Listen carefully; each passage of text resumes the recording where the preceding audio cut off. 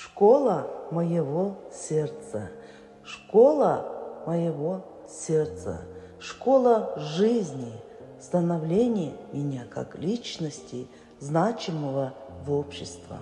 Когда-то, переступая порог школы, я была робкой, застенчивой и неумелой девочкой.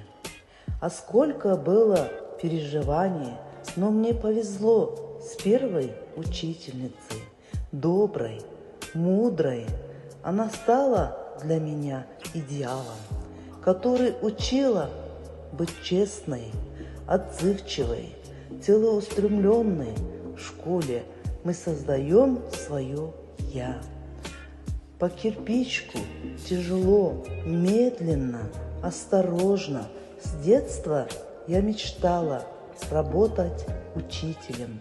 Хотела быть среди детей, каждый день видеть их любопытные глазки и улыбки, отвечать на вопросы, радоваться их достижениям и расти вместе с ними, стоять у доски и отправиться во всепоглощающий мир знаний, видеть в детях будущее.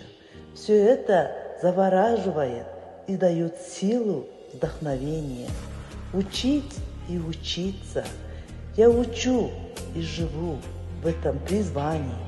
Я творю, я создаю интересных, сильных, успешных, настойчивых достижений, поставленных целей личности.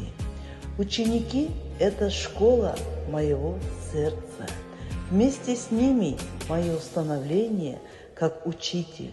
Каждый ученик как отдельный, особенный мир.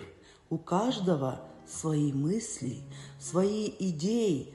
Вместе с ними я учусь и взрослею.